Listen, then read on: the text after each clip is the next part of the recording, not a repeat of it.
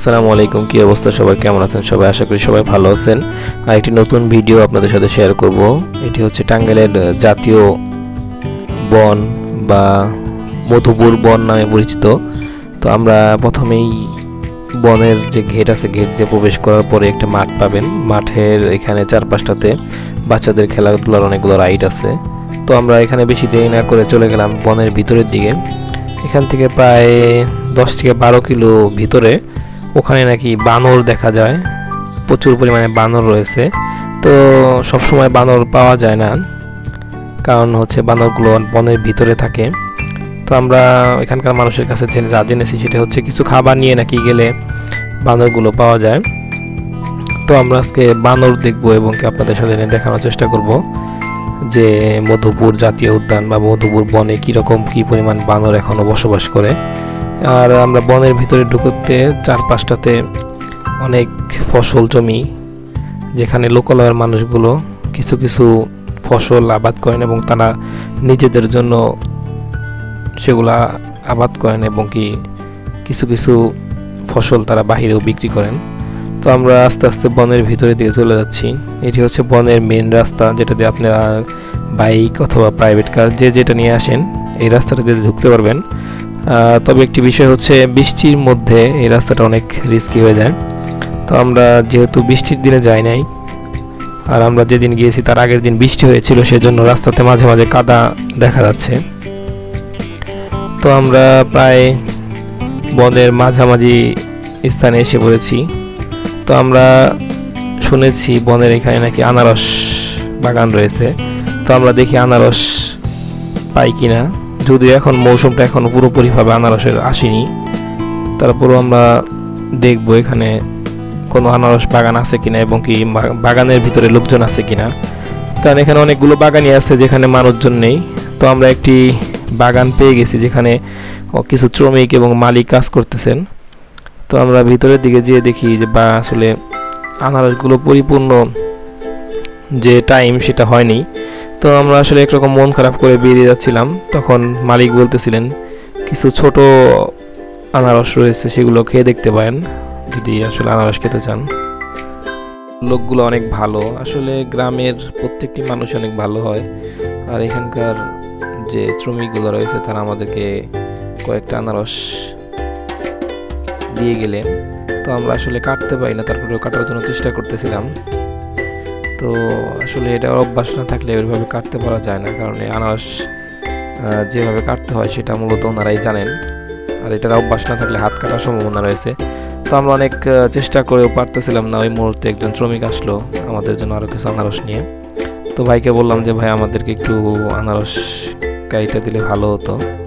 তো উনি আমাদেরকে আনারস কেটে দেওয়ার জন্য রাজি হলেন। তো আসলে ওনারা অনেক ভালো মনের মানুষ, সেই জন্যই আসলে তাদের মধ্যে কোনো ইগো নেই, তারা খুবই সহজ সরল। তো খুব তাড়াতাড়ি আমাদেরকে কয়েকটা আনারস সিলিয়ে দিলেন। তো আমরা আনারস খাওয়ার জন্য হাতটা ধুয়ে নিলাম। তো আমরা মাত্র 3 জন গিয়েছিলাম, সেজন্য ওনাকে বলেছিলাম যে 3টা আনারসই কাটেন, কারণ আসলে ছোট ছোট আনারস তো এগুলো এতটা মিষ্টি হয়নি। তারপরেও আমরা অনেক মজা পেলাম, কারণ অর্গানিক একদম বাগান থেকে তুলে আনা আনারস সত্যি অনেক মজার ছিল। তো এখন ওই যে আমাদের বন্ধু আহসান, উনিও অনেকক্ষণ দাঁড়িয়েছিল, কারণ হচ্ছে আমরা প্রথমে নিয়েছিলাম, সেজন্য হচ্ছে আর সিরিয়ালটা অনেক পিছিয়ে ছিল। তো সবাই অনেক তাড়াতাড়ি খেয়ে নিচ্ছি, কারণ হচ্ছে আমরা আনারসটা খেয়ে বানরের জন্য কিছু খাবার কিনবো, খাবার কিনে তারপরে হচ্ছে বানরের কাছে যাব। তো আমরা এখন আসলাম একটি দোকান, কারণ হচ্ছে পাহাড়ের ভিতরে কিছু লোকালয় আছে যেখানে মানুষজন ঘর বাড়ি বসত বাড়ি তৈরি করেছেন, মানুষ বসবাস করে। তো মাঝে মাঝে কিছু দোকান পাওয়া যায়। তো আমরা অনেকের কাছে জিজ্ঞেস করে দোকানের কাছে আসলাম। দোকানের কাছে এসে আসলে বানর অনেকগুলো জিনিস নিয়ে গেলেও বানর অনেকগুলো বিষয় আছে যেগুলো হচ্ছে বানর বড় জিনিসগুলো তাড়াতাড়ি নিয়ে খেয়ে ফেলে। সেজন্য আমরা ওনাদের মানুষের কাছ থেকে শুনে মুড়ি কিনে নিয়েছিলাম। মুড়িগুলো নিয়ে আমরা হচ্ছে এখন যাচ্ছি। মাঝপথে একটি বানর দেখতে পেয়েছিলেন হয়তো আপনারা। তো এখন আমরা কিছু দূর আগাতেই হয়তো বা বানরের দেখা মিলবে আমাদের। তো আমরা প্রায় কাছাকাছি এসে গেছি। তো এখানে হচ্ছে একটি টাওয়ার আছে বনের মাঝখানে, যেটি দিয়ে আসলে উপরে উঠলে আপনারা সব কিছু দেখতে পারবেন বনের চারপাশটা। যদিও এখন টাওয়ারটি বন্ধ আছে, এখানে উঠতে দেয় না। তো আপনারা চাইলে এখানে অনুমতি নিয়ে উঠতে পারবেন। উঠে আসলে উপর থেকে বনের পরিবেশটা কেমন, বনটা দেখতে কেমন সেটি আপনারা দেখতে পারবেন। তো আমরা এখানে কতক্ষণ ওয়েট করতেছিলাম যে বানরগুলো দেখা যায় কিনা। তো এখানকার একজন লোক উনি বললেন যে আপনারা খাবারগুলো ছিটাতে থাকেন, তো অবশ্যই বানর আসবে একটা দুইটা করে, দেখবেন যে অনেকগুলো বানর এসে পড়েছে। তো আমরা খাবার ছিটানোর কিছুক্ষণের মধ্যেই বানর আস্তে আস্তে আসা শুরু করতেছিল, কারণ বানর মূলত অনেক ক্ষুধার্ত থাকে, তাদের খাবারের অনেক অভাব। আপনারা যারা আসবেন এই মধুপুর বনে অবশ্যই খাবার নিয়ে আসবেন। আর এই যে এই লোকগুলা ওনারা আসলে বানরগুলো কীভাবে ডাকা আনতে হয় সেগুলো আমাদেরকে বলেছিলেন, সেই জন্য আমরা আসলে খুব সহজেই বানরগুলোকে এদিকে আনতে পেরেছিলাম। আপনারা চাইলে অবশ্যই কিছু মুড়ি বা কিছু কলা রুটি এগুলো নিয়ে আসতে পারবেন, আর সাবধানতার সাথে এগুলো খাবার দিবেন, কারণ হচ্ছে বানর কিন্তু অনেক একরকম রাক্ষসী স্বভাবের। তারা কিন্তু একদম খাবার নেবার জন্য আপনার মাথায় উঠতেও দ্বিধাবোধ করে না, আর অনেকে হয়তো বা ভয় পাবেন। তো ভিউয়ার্স দেখুন, অনেকগুলো বানরই আমাদের সামনে এসে পড়েছে। তো সত্যি বানরগুলো আসলে দেখতে অনেক সুন্দর। বাচ্চাগুলোকে আসলে তারা কোলে করে নিয়ে বুকে নিয়ে চলাফেরা করে সব সময়। এখানে আমরা প্রায় 30 থেকে 40টা বানরের দেখা মিলেছে এখানে আমাদের। তো ভিউয়ার্স আপনারা যদি আসতে চান এখানে, আপনারা মধুপুর যে মেন শহর আনারস চত্বর, সেখান থেকে যে কাউকে বললেই হবে যে আমরা মধুপুর জাতীয় উদ্যানে যাব, তো আপনাদেরকে চিনিয়ে দিবে।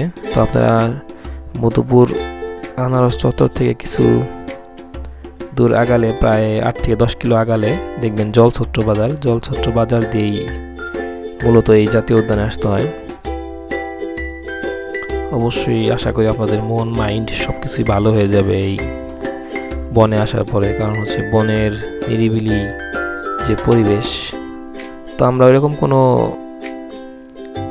রিস্কি মনে হলো না আমাদেরকে, কারণ হচ্ছে বনের ভিতরে প্রচণ্ড নিরাপত্তা ব্যবস্থা রয়েছে, এবং কিছু দূর আগালে দু একজন মানুষ পাওয়া যায় যারা আর কি লোকালয়ে তাদের লাকড়ি সংগ্রহ করতেছে এরকম। তো আমরা যদিও বাইক নিয়ে গিয়েছিলাম, সেজন্য খুব সহজেই ভিতরে প্রবেশ করতে পারছি। তো আপনারা যদি কেউ আসেন অবশ্যই একটি ভ্যান বা অটো রিক্সা এরকম কিছু নিয়ে আসবেন, কারণ ওগুলো ছাড়া আসলে বনের মাঝখানে আসা অনেক কষ্টসাধ্য, কারণ হেঁটে আসা যায় না। আর হেঁটে আসাটা আসলে রিস্ক একরকম, কারণ অনেক সময় অনেক পোকামাকড় সাপ এগুলো থাকে আশেপাশে বনের এখানে।